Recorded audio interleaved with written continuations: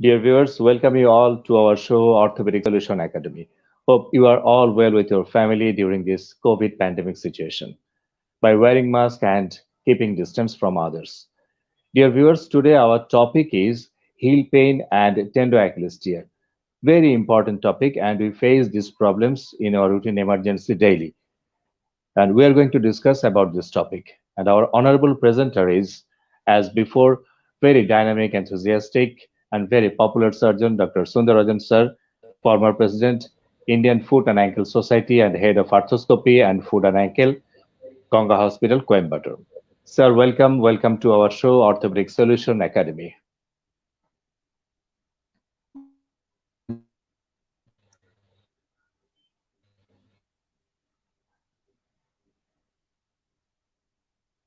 Welcome, sir.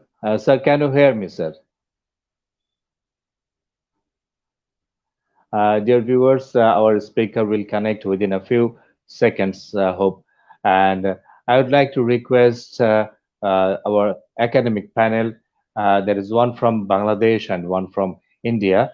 Our Secretary General of Bangladesh Orthopedic Society, Professor Wahidur Rahman sir, is one of our very learned academic panel. Now, I would like to request to join with us Professor Wahidur Rahman sir, the Secretary General of Bangladesh Orthopedic Society, as an academic panel. Dr. Wahidur Rahman sir.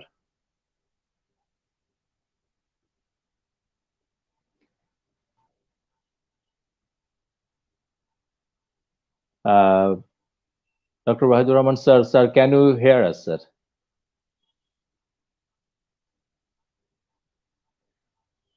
Dr. Wahidur Rahman sir, can you hear me?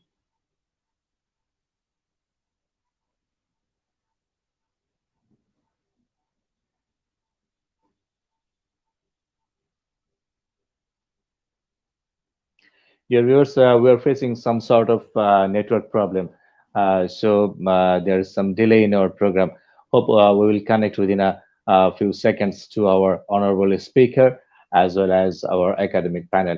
Uh, Now, I would like to request our studio uh, crews to help us to join with our two guests, honorable speaker, Dr. Sundarajan sir from Coimbatore, India, and honorable academic panel, Professor Wahidur Rahman sir, the Secretary General of Bangladesh Orthopedic Society, and Dr. Parthiban sir from Chennai is the Joint Secretary of Foot and Ankle Society of uh, India.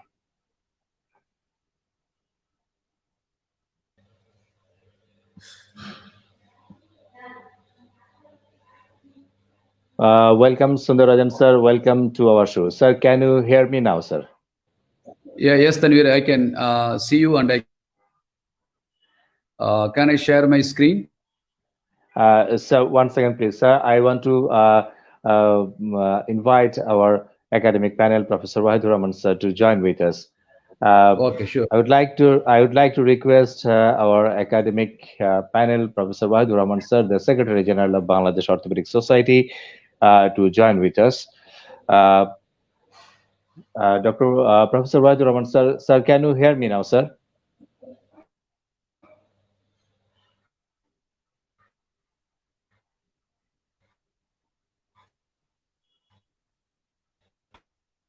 Yes, we can see our uh, Professor Vajuraman sir. Professor Vajuraman sir, can you hear me, sir?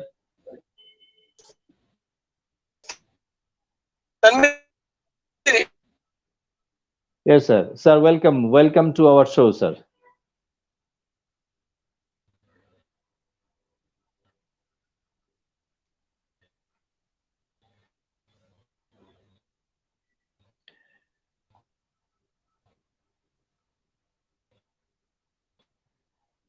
Now, I would like to request our honorable speaker to present his presentation. Uh, I would like to request Dr. Sundarajan sir to share his presentation with us about the topic heel pain and tendo Achilles tear. Dr. Sundarajan sir, would you please share your screen with us?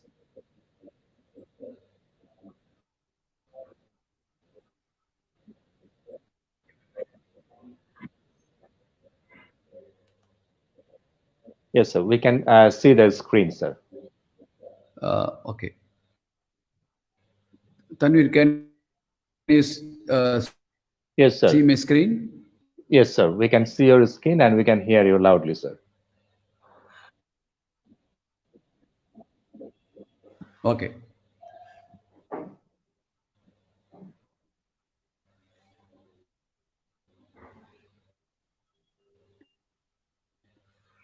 Okay. Shall I start? Thank you, Tanvir, Yes, and sir.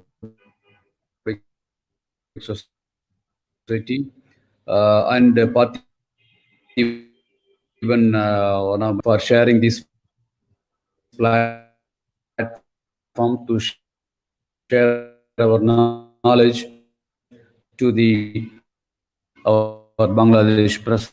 The today topic how that this time goes off. Suppose if you are in detail till 3:30, I mean 4:30, then we can have a tea rupture later, or if you have time, we can finish off. Talking about two kind of pain here. One is the and next we are talking about posterior heel pain. The condition can cause plantar heel pain. So whatever the pain feels under the foot, that is over the heel region, under the foot, what we call as a plantar heel pain. The different causes of problem for the general population, or it can be or enthesitis. Even these conditions can cause the posterior plantar heel pain. Sometimes pad atrophy that can also result in plantar heel pain. The other important causes are some neurological causes which we cannot rule out. You should examine for the tonsil tunnel syndrome, and also it could be a compression of the medial plantar muscle, like tumors over the plantar fascia, like a plantar neuromatosis, or sometimes in young kids and adolescents, you can have a CVS disease where you have osteochondritis of the calcaneum, the proximal region. When we talk about the posterior heel pain, we are talking about four important conditions. One is the non-incisional tendinopathy, which usually happens 5 to 6 centimeter above the level of the incision of the tendonocellus, or it could be an incisional tendinitis, where the pain coming around the area of incision of the tendonocellus, or could be an Hanglan's deformity, retrocalcal bursitis, or it sometimes can be a superficial retrocalcal bursitis. Usually, it's very rare, which happens between the skin and the tendonocellus. So when you go and approach for the heel pain in a patient, it is very important to ask whether the posterior heel pain or the plantar heel pain. At the same time, we had to put some leading questions to ask for inflammatory and metabolic causes that we should look for the general examination. When it comes to the examination of pain, you should look for the tenderness, and also it's very important to look for the structural abnormality around the foot and ankle, and also look for the examination of the movements of the ankle and the subtalar movements for passive or resisted motion, for passive or resisted motion. Muscular weakness or disc cavus, even the limb length discrepancies, anteversion, or overpronation can result in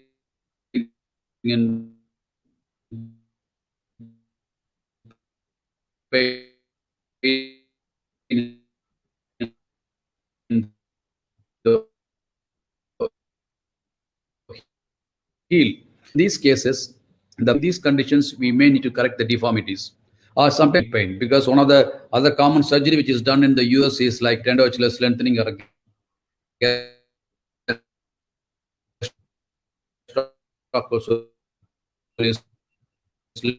lengthening for the plantar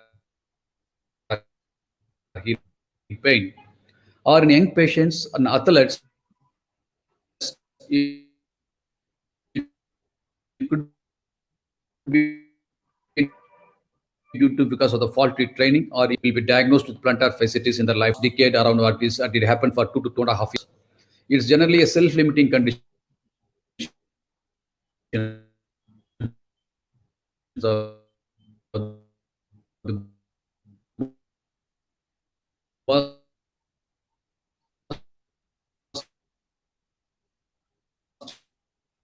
important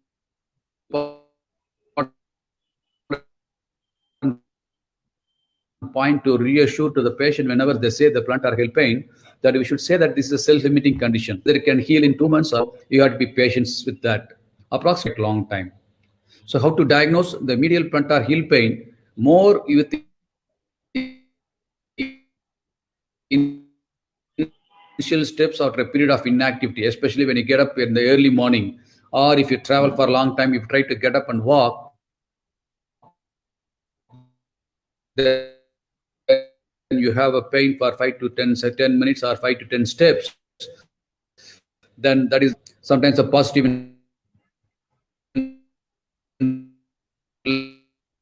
test or negative tarsal tunnel test. High body mass index in non-athlete individuals can content from the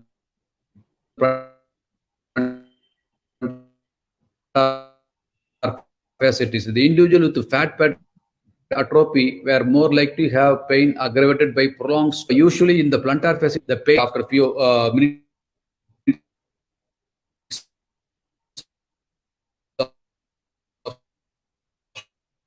standing, the pain will go off. What are any images to be done? Not really, because if you take an X-ray, many of these patients will have controls. Because this heel spur is present in most of the individuals, more than in the fourth decade. So that is not the cause for the plantar heel pain. So you don't need to take any X-ray in plantar fasciitis. Plantar fascia in these cases, if it is more than 4 mm, sometimes can indicate the plantar fasciitis. However, there is no role to confirm the diagnosis in plantar fasciitis. So how to treat these plantar fasciitis? Of course, the stretching exercises are one of the most effective physiotherapy in heel pain, especially simultaneous stretching of the Achilles tendon, and also the heel pads may be used to increase the benefit of these stretching exercises. These are the diagrammatic picture representation showing how to do a stretch exercises, where you can stand, keep the knee in extension, and also the forward pushing of the wall is one of the common and a very easy exercise to practice. Or you can stand on the tiptoes, or you can see that with the towel you can just stretch the foot into the dorsiflexion, or you can do it in the hand. So these are the common sternocleidomastoid stretching exercises will help for the plantar fasciitis. Definitely the orthosis sometimes helps when you have, especially when you have a medial arch support and cushion the heel, that can help. In acute condition, of course, NSAIDs may help. In some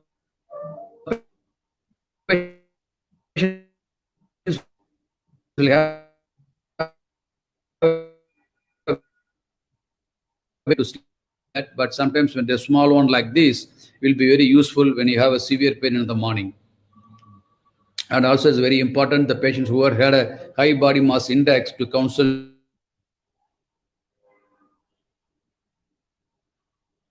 steroid injection. There are 2 systemic reviews that show they have not convinced that the evidence these corticosteroids will help that much, because sometimes it can also cause some harm like pain, infection, or subcutaneous fat atrophy, or skin pigmentation changes,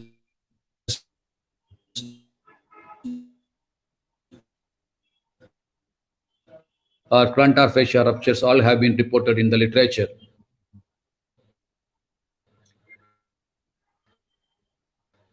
What about the tarsal tunnel syndrome?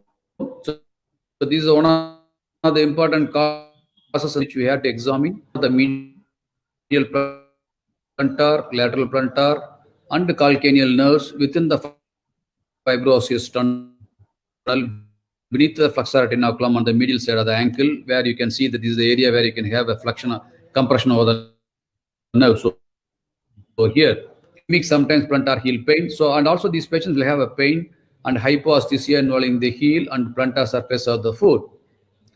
And also sometimes you should also look for the hind foot, or sometimes because of the trauma, malunion of the talus, or foot malformation, constructive footwear, edema, and iatrogenic TTS can cause. Intrinsic factors like tendinopathies, like tibialis posterior tenosynovitis, osteophytes, or anatomical anomalies, space occupying lesions like ganglions, lipomas can cause tarsal tunnel syndrome, where as well as arch tendon will show that there is a sensory loss over there. Pain and paresthesia on the dorsiflexion or eversion test or foot is dorsiflexed, everted and held for 10 to 15 seconds, then they can have pain and paresthesia. So they can diagnose the task. X-rays can find out if there is any traumatic causes. MRI will help you to find out cities. You should treat and diagnose after diagnosing the tarsal tunnel syndrome. That is very, very important. When it comes to the treatment, conservative custom orthosis to relieve pressure on the medial and lateral plantar nerves can sometimes help that patient. Massage or tapping and stretching also can helpful. If there is no relief, then complete release of the posterior tibial nerve and medial plantar branches will help. And we can see that HS et al. Had reported around 71% of surgical success rate, while other studies have supported around 44 to 96%. What about the other differential diagnosis? One is the calcaneal stress fracture. One of the second most common stress fracture of the foot and ankle. It usually happens because of the opposing pull of the Achilles tendon. More common in active individual or military recruit or athlete who trains very hard, especially in the females, they can have a calcaneal stress fracture. So this is one of the important diagnosis for the plantar fasciitis. X-ray may not be diagnosed, but clinically, if you just squeeze the calcaneum with your whole palm, then the patient can have an excruciating pain. The stress syndrome. Sometimes MRI may helpful in diagnose this calcaneal stress fracture.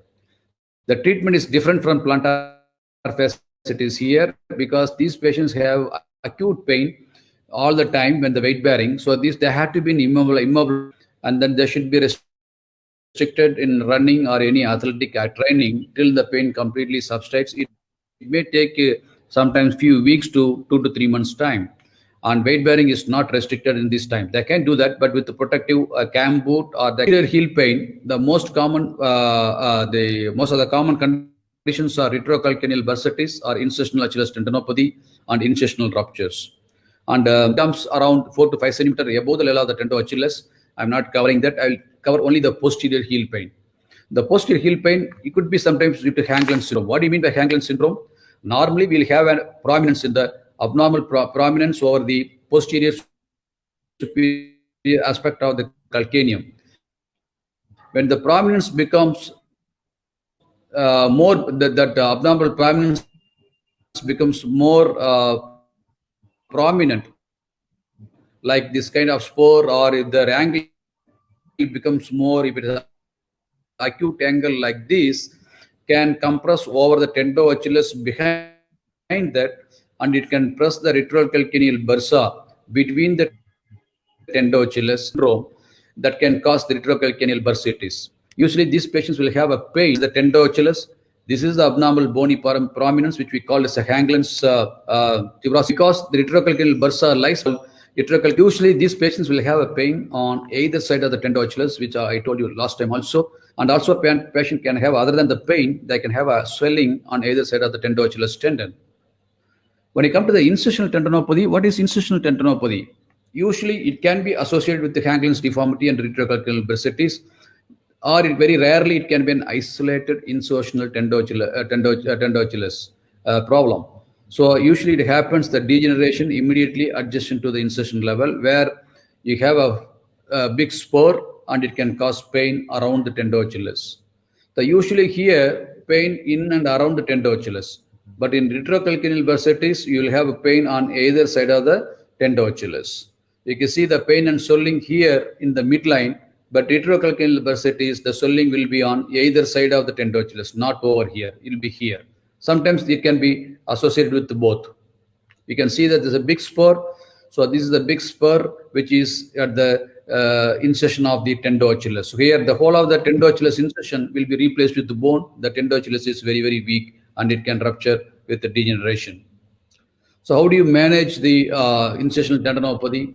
In early stages of Achilles tendinopathy, considered treatment, the success rate is around 85 to 95%. Even though it is a bony cause, whether Hanglin syndrome or incisional tendinopathy, they can have a very good result by just doing considered treatment like cryotherapy, heat, or ultrasound, electrical stimulation, or heel rise shoe wear. They can have a very good relief. And also, it's very important to have the stretching and strengthening exercises like what you have had for a plantar fasciitis. If the patient is having a problem, if the patient is an athlete, if they have a training issue, that has to be corrected. If the shoe wear should be corrected. If there is an abnormal prominent deformities or like limb malalignment, and that should be corrected before you address the incisional tendinopathy by surgical methods. You should not give an injection in the tendoachilles area. That is one of the important points we should learn, because still we receive some patients with spontaneous rupture of the tendoachilles like this, because already it's a weakened tendon because of the big spur. And if you give a steroid already in a degenerated tendon, that can rupture even the patient walk in uneven surface. So it's very important that you should not give a corticosteroid injection over the tendoachilles region. When you come to the surgical management, how do you manage if it's a pure Hanglin syndrome or a retrocalcaneal bursitis, which I told you already. These patients will have a pain and swelling on either side of the tendoachilles, not in the midline. If they have an isolated Hanglins and retrocalcaneal bursitis, you can just excise this abnormal bony prominence by open or arthroscopic procedure. This is an arthroscopic procedure which we can do the Hanklin's prominence excision.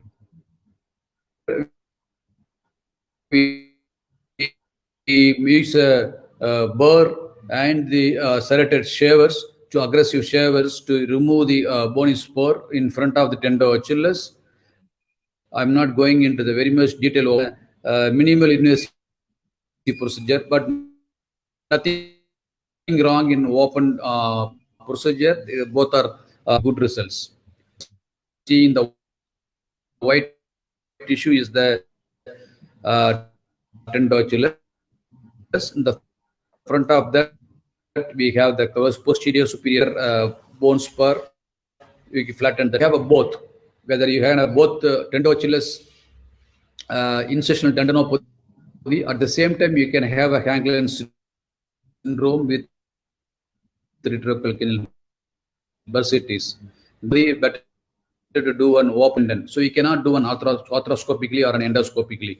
So it is important that these patients will have an open procedure where you do excision of the both. First you exercise the spur, you exercise the retrocalcaneal bursa, posterior superior part of the abnormal prominence of the calcaneum. That is the hanging deformity. And this is the this is how we operate. This is the prone position. Tendoachilles over here. We are just separating the tendoachilles, removing the tendoachilles incision from the incision level. So you have to detach the entire tendoachilles, and I removed the already white degenerated tendon over here.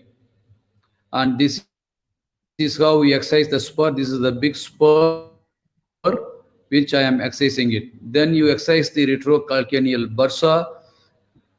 Then that is the Hanglin's deformity, which you do an osteotomy and remove that bony prominence. So you are going to not only you are removing that retrocalcaneal bursa, you are removing all these existing features like an Hanglin's syndrome, and also the incisional spur. Now you can use one or two anchors to attach the removed tendoachilles to the bone.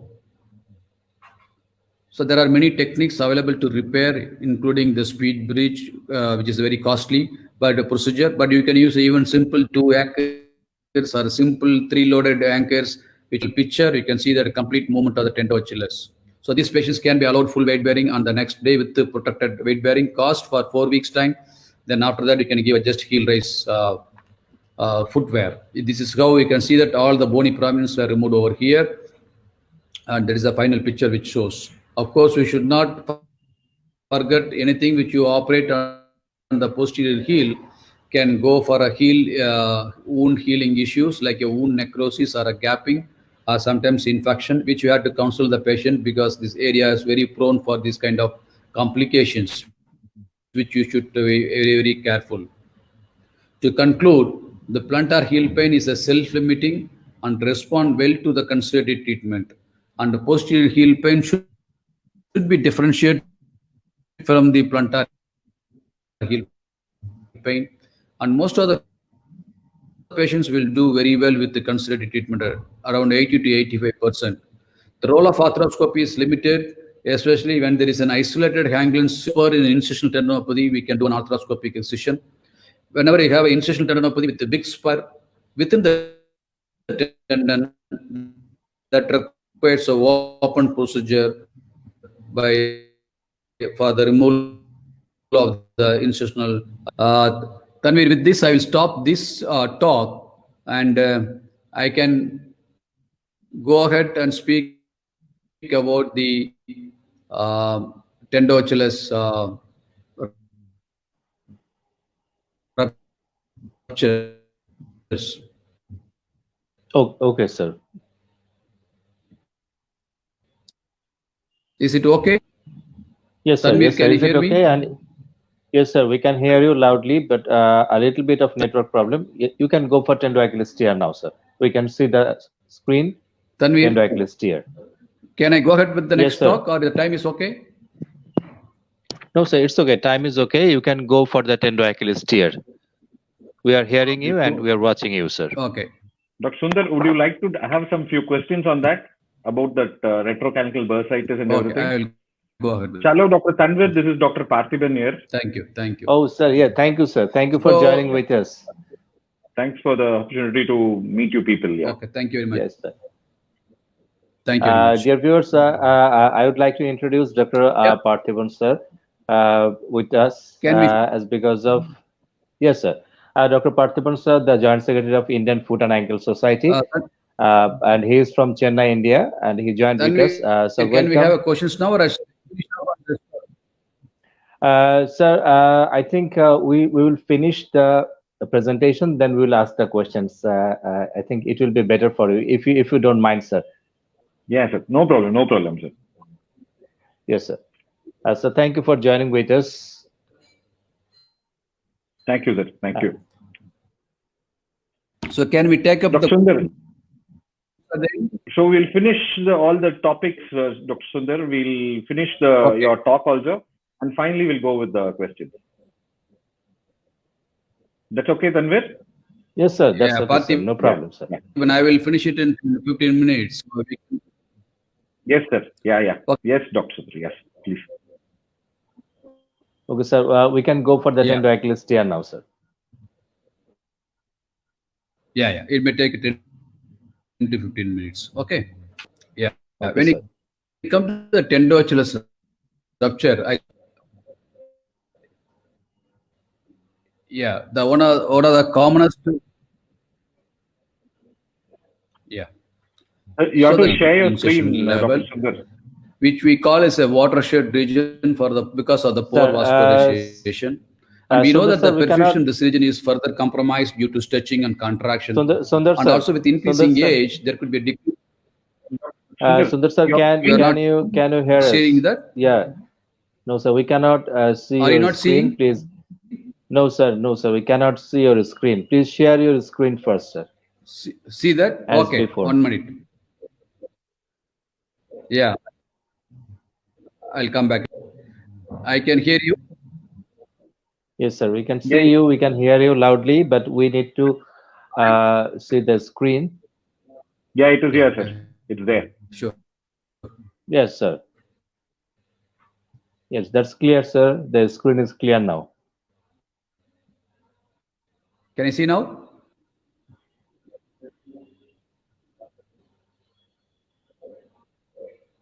I think you could see now. Okay. Yes, sir. Okay. Okay, then I will go ahead. I think about the cause for the endothelial rupture. There are many theories have been postulated. If there is a degenerative tendon, it can lead to the rupture. Theory is a dysfunction of in the body's ability to limit excessive and uncoordinated muscular contraction, especially in athletes. In young patients who train them less consistently can cause in younger patients. So when you talk about the degenerative theory, we are talking about the old in the age group, old age group with the degeneration of the tendinochilus.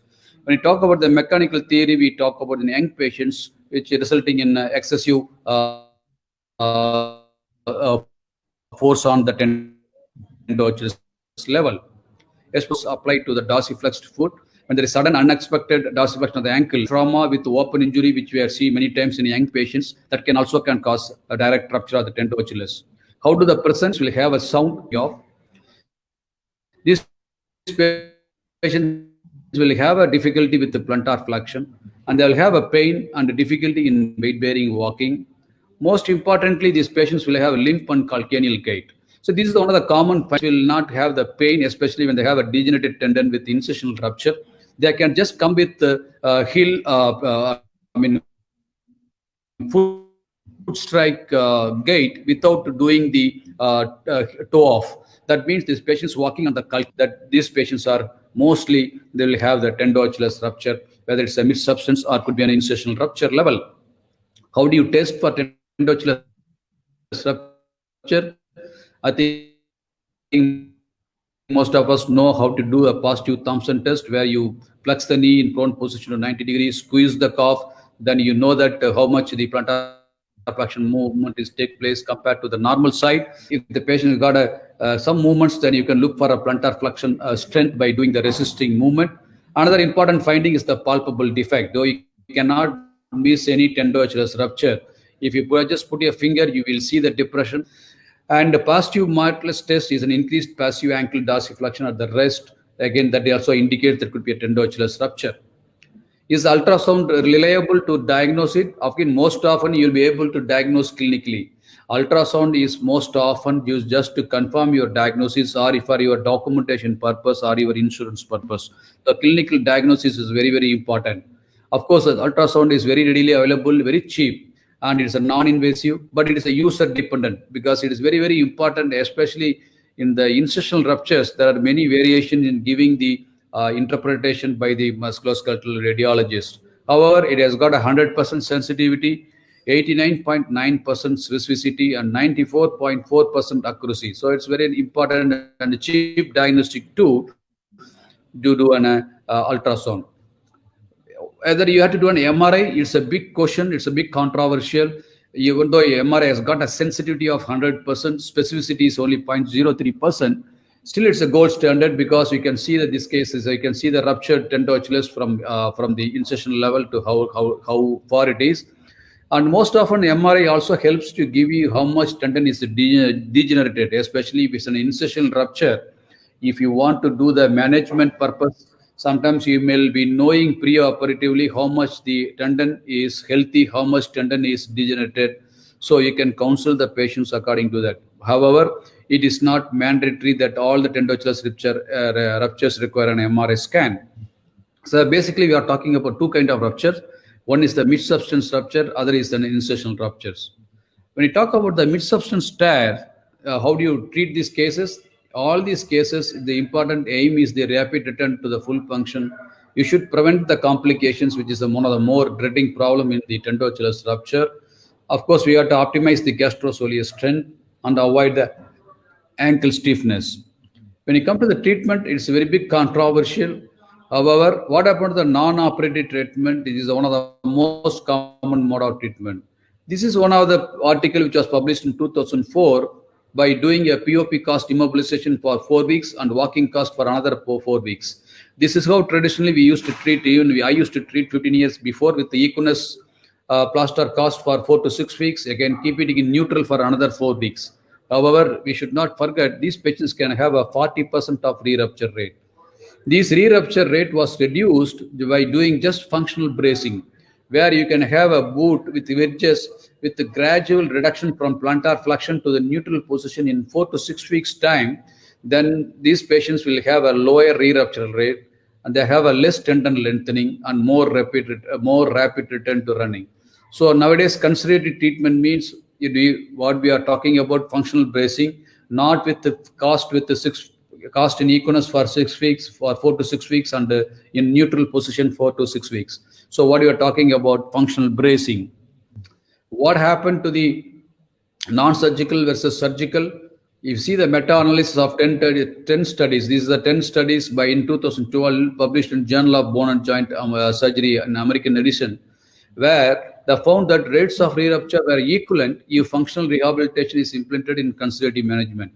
And also it is important, the point which you have noted, that 15.8% risk reduction of complications like infection, adhesion formation, and sural nerve injury in non-operative group. So the re-rupture rate is same in both conservative and operative group. At the same time, you see the complication in operative group is around 15.8%. This is a point which we have to take before you do surgery for the tendo-achilles in the mid-substance level. And also you can see this paper of meta-analysis in 2019 in BMJ. Operative treatment of Achilles tendon ruptures reduces the risk of re-rupture compared with the non-operative treatment. However, we should not forget that operative treatment results in higher risk of other complications. And also it's very important that there's the advice that final decision on the management of acute ruptures should be based on the patient-specific factors and shared decision-making. When you decide to do a surgical repair, whether to do open or a mini open or a minimally invasive, there are many methods which we can do. How to do a repair? If you have a defects of 1 centimeter or less, you can do a direct end-to-end repair. There are many techniques available.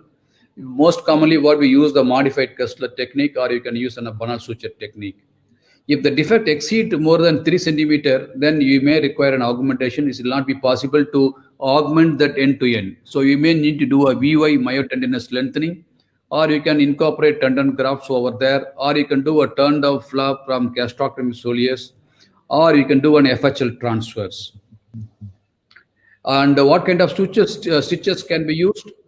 I think there is no much controversy over there. Non-observable sutures are very good enough, and they can reduce the complication. And the studies have shown that non-observable sutures is appropriate for tendo-Achilles rupture. You don't need to use a non-observable ruptures because that can be retained inside. That can cause sometimes an infection. Like Ethibond is one of the non-observable sutures, can cause a lot of infections. Nowadays, fiber wires, the infections are less, but still observable sutures like Vicryls are good enough for Achilles tendon rupture healing. What happened to the percutaneous method? There are many techniques have been advised by percutaneous method, these are the techniques which have been described in the literature. I'm not going into the details of the description, but when you analyze systemic review of meta-analysis, had shown that minimal invasive surgery versus open repair, there is no difference in rate of re-rupture, deep infection, or deep vein thrombosis, adhesions, or sural nerve injury. So it depends upon your expertise and convenience whether you can do a minimal invasive or an open procedure. Here they compared the open repair with the 3 different percutaneous repair methods. They conclude that MIS techniques can provide a biomechanically acceptable alternative, but due to early elongation, these patients may require a longer protected period of post-operatively. That we have to keep it in mind. What about the return to sports in tendo-Achilles rupture? The mean time to return to play was found to be in 6 months in the literature. So we cannot allow them to run or play in sports for at least 6 months' time.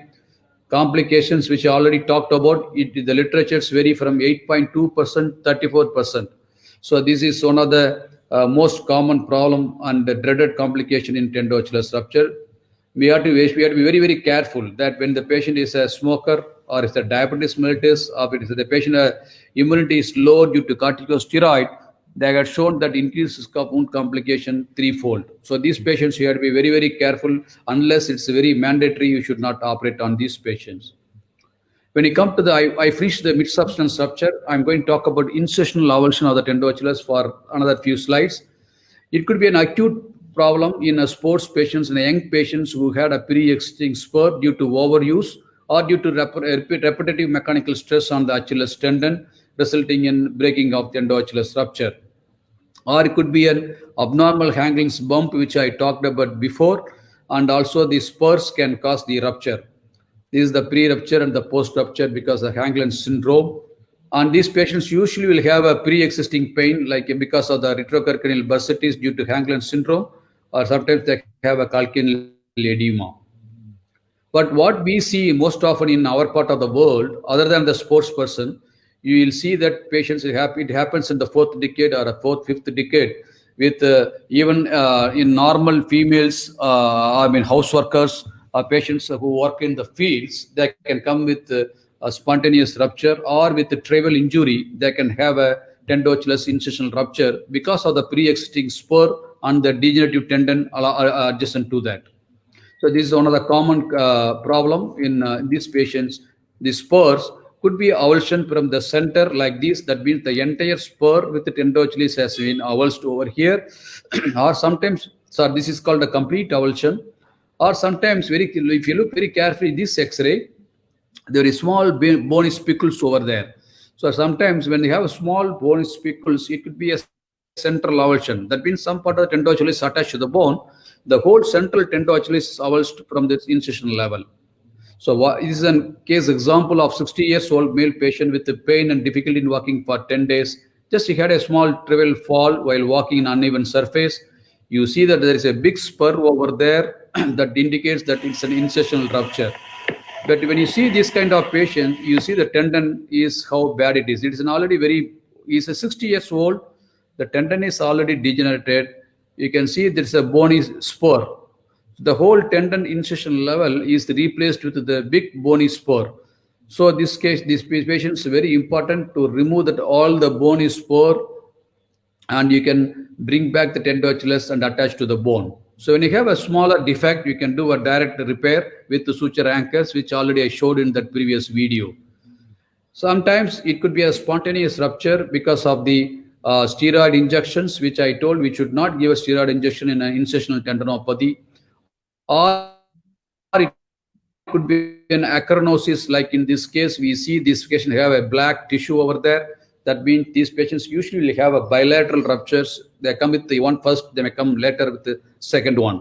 So you have to excise that whole acronosis tendon, degenerated tendon, and reattach to the tendoachilles. This is another case where see the avulsed fragment is from the tendoachilles level almost around 4 to 5 centimeter. This patient had a Hanglin's syndrome. These patients, if you open it, is a 3 centimeter before the debridement. The gap between the tendoachilles and the calcaneum is 3 centimeter. After removing the bony spurs under degenerated tendon, sometimes this gap can increase to 6 to 7 centimeter. So in these cases, sometimes it is not possible for you to bring back and attach. So here we may need to do an VOI plasty, and we can bring it back and attach if it between the 2 to 4 centimeter like this level. So here we have done a VOI plasty, traction stitches, then we brought back and attached to the bone. The only problem is a long incision, which we have to be careful about the wound healing in these cases. Or sometimes if the gap is around 10 centimeter, like in these cases, you can see that is the FHL just behind in the medial side, anterior to that and medial side.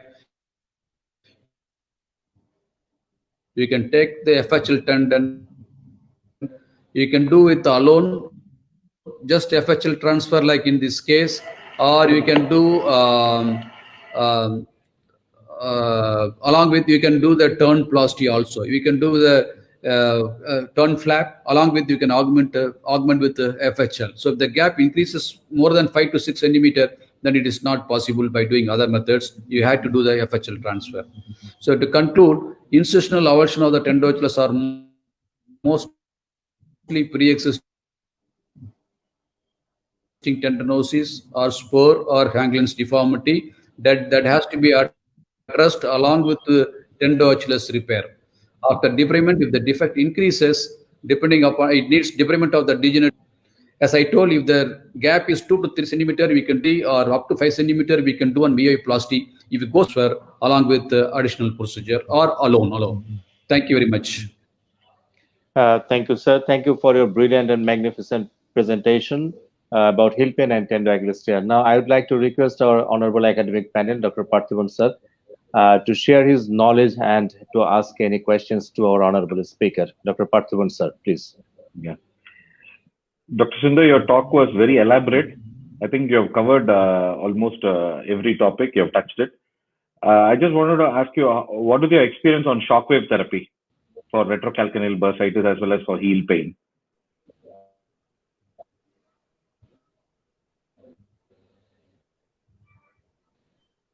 Dr. Sundar? Dr. Sundar, you have been able to hear me? Yeah, I think it's one of the important therapeutic tool in plantar fasciitis. The literature has shown that. Yeah. Can you see me? Yes, sir. We can see you, but I think the signal is a little weaker. Okay. Yeah, I can hear you well. Tanvir, can you hear me? Hear you, sir. We can see you. So please continue, sir. Tanvir? Yes, sir. Yes, sir. Please continue, sir. We can hear you and we can see you, sir. Can you see me now? Yes, sir. We can see you. We can see you.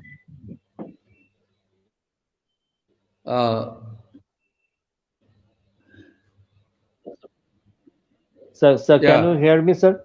Parthiban? Yeah, tell me, sir. Sundar. Yeah. Therapy is one of the important therapeutic methods. Yeah, so that is about the tendinoaxillary stretching with the shockwave therapy. Literature has shown that more than.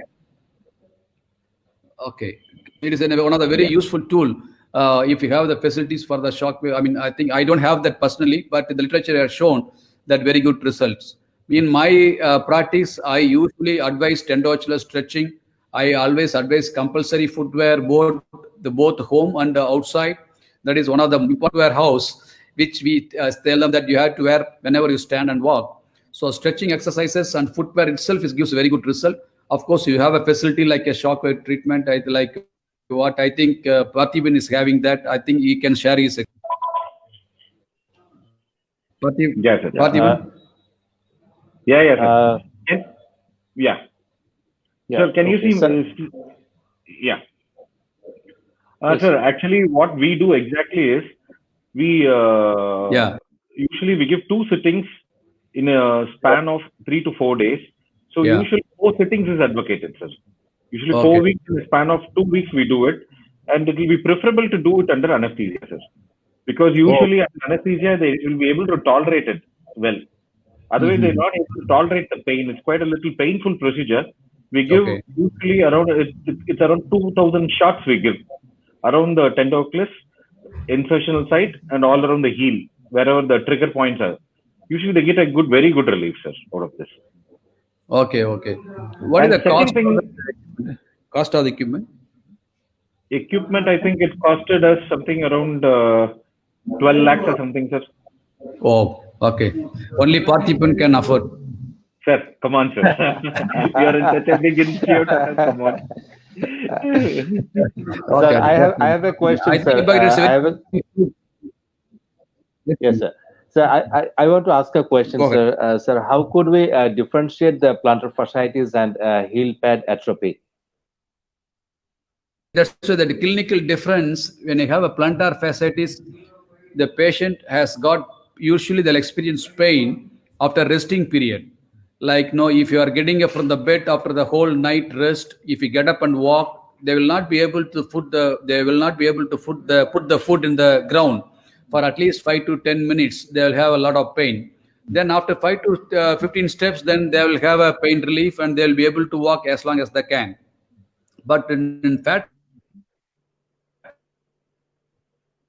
atrophy, they will not have that kind of early start pain. They will have pain after long walking. So if you experience a walk of 15 meters or 500 meters, then patient have more and more pain. So it will not be a initial pain and that will not become moderate. That is the plantar fasciitis. If the patient has a pain on prolonged walking, that is a fat pad atrophy. Sir, can we use steroid injection in case of fat pad atrophy?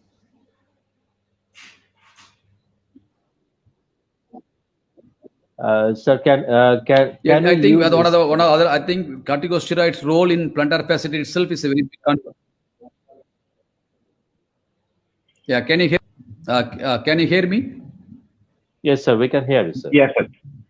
Yeah. So the role of corticosteroid, I think even in the plantar fasciitis is questionable in in the literatures, and also corticosteroids also can cause some fat atrophy. So Yes. I think we should not give a corticosteroid in a case of atrophy Fat cases. atrophy. Correct. Fat atrophy should not give it.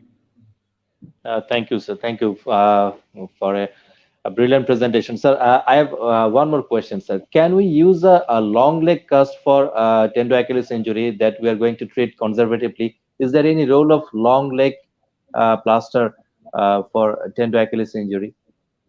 Yeah, as I showed in the literature, if you use the long legs immobilized for a long time without rehabilitation, the re-rupture rates are very high. It can heal very well, but it can lengthen the tendon, and the re-rupture rates are very high. That's why they said that if you do a functional rehabilitation, you put the braces in equinus position, then slowly you bring it to the normal position, that is the plantigrade position, in a 4 to 6 weeks time. Then you tell them to weight bear normally. By doing a functional rehabilitation, it reduces the risk of re-rupture rate. Even though long leg cast, which I also used to treat with long leg cast for quite long time, and at the time we didn't know that re-rupture rates are so high. But now they say that if you put on a cast for a long time, if you don't make them weight bearing, the chance of re-rupture rate is very high. So better to put on a functional rehabilitation rather than long leg cast. I think better to avoid and change your treatment to the functional rehabilitation side. So a patient also will be happier. They'll be able to walk faster, sooner, and the re-rupture rates are very less. Sir, and one more thing I would like to add is, Yes, in this, when you put a long leg cast, the chance of a DVT is quite high, sir. Deep vein thrombosis can happen when you immobilize a limb, that to an injured area there. It's quite common. So you have to be really careful about that also, DVT also. Yeah. Yes, sir. Yes, sir. Thank you very much, sir. Thank you for your brilliant and magnificent presentation. Dr. Parthiban, sir, do you have any questions regarding this presentation? Yes, sir. So, anytime have you given a ultrasound guided? Many of the meetings now, people talking about, instead of a surgery, ultrasound guided retrocalcium bursitis injection and all, they talk about it. Do you advocate it? Yes, because yeah. So we do go very few selective patients if they have an isolated retrocalcaneal bursitis.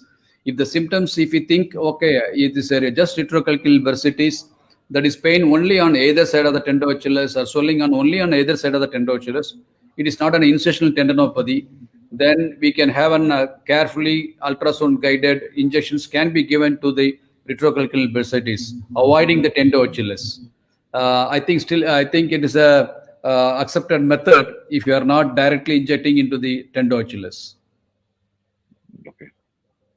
Because I think the ultrasound guided injections is changed the life a lot in our institution. I mean, we started giving for a shoulder or all other joints. Our radiologist taking over all the injections.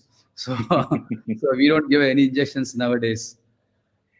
That is a good thing also. I mean, patients also has got a very anatomically. You are going into the because we used to, as surgeon, we used to put blindly. The shoulder, the heel, we just inject blindly. But when you see an ultrasound, I think they are able to go into the correct anatomical spot. I think that is helpful for the patient. That is fantastic. Very new, informative things we're going to learn from you, sir. Sir, is there anything, any questions from Dr. Parthiban, sir? Any queries or any sharing of knowledge regarding the heel pain? Heel pain is one of the, I think in your country also, it should be one of the most common things what you should be treating, I think so. Here daily, at least, we keep seeing at least 3-4 patients in a day. Usually it's quite common for us here. I think in your country also, heel pain should be a very common factor what you people should be seeing it, right? Yes, sir. Yes, sir. Definitely. Yeah. Okay. Sir, yes. Sir, I would like to request Dr. Wahidur Rahman, sir. to share his knowledge regarding the heel pain and tender Achilles tear. Sir, Dr. Wajur Rahman, sir, I would like to introduce with uh, Dr. Parthiban, sir, the Joint Secretary of Indian Foot and Ankle Society. He joined with us. And Dr. Wajur Rahman, sir, the Secretary General of the Bangladesh Orthopedic Society. He is now in the outside joining with us. Dr. Wajur Rahman, sir, would you please? Yes, Tanvir, I can hear. I'm in a village, so the network is very troublesome, and the video load is not able to take. So whatever it may be, the topic is very time demanding and very common throughout the whole subcontinent. The tender Achilles tear, as well as the retrocalcaneal bursitis or heel pain, etc., is very common in our practice, and these are very difficult to manage also. Especially we are facing the retrocalcaneal bursitis, which is very difficult to me to treat the patient. Other plantar fasciitis is common among the young people, like female patients are more common to my practice. As my experience goes, these are the very common issues. Tender Achilles rupture, either traumatic or degenerative, is not the issue. It can be managed. It can, even if it is iatrogenic, it can be managed by many surgical techniques. But I'm a bit annoyed about the management of retrocalcaneal bursitis, plantar fasciitis, or tendinopathy. These are very difficult to manage because these are not the site to get immediate relief by steroid. Steroid is contraindicated. If steroid is given, there is many complication, iatrogenic rupture, iatrogenic tendinopathies, etc. So what today's presentation is given by the learned people, it's very nice, and I'm really glad. I'm grateful you and all the people who are hearing to me. Hopefully, today is very busy day for me, though it is the holiday in Bangladesh. But I'm busy. I've started now for Dhaka. Sorry for interruption. I was absent, not absent, I was continuous, but my net is not working. So thank you very much. Thank you. Hopefully, when the corona pandemic will go out throughout the whole world, we will meet each other. Our friend, very close friend, India, we are always with their contact, and we will welcome them when the corona position will be improved. We will make a good academic meeting with the Foot and Ankle Society of India. With these few words, again, thank you very much. Thank you, Tanvir, and thank you others. Good evening. God bless everybody and save us from the corona. Thank you. Thank you very much. Thank you, sir. Thank you very much for joining with us. And we hope we will arrange a great meeting after this COVID-19 pandemic with the Indian Foot and Ankle Society. And this is a very time-demanding topic. So I think that's all from our studio today. Thank you, Dr. Sundarajan, sir, for your nice and brilliant presentation. Thank you. We hope all the viewers will join with us in next Friday with another time-demanding topic. Till then, stay tuned with us and stay tuned with Raj TV. I would like to thank the Renato Pharmaceuticals Limited Bangladesh for sponsoring this program, and definitely the Raj TV for giving us the scope to do this sort of academic program. And many thanks to our honorable speaker, Dr. Sundarajan sir, and to our academic panel, Professor Wahidur Rahman sir and Dr. Parthiban sir, for being with our program and being with our show, Orthopedic Solution Academy. And I am Dr. Mohammad Tanvir Ashraf, taking bye-bye and to you all. So have a good day. Till then, bye-bye. You are watching Raj TV, Jagorone, Bangladesh. Please subscribe our channel.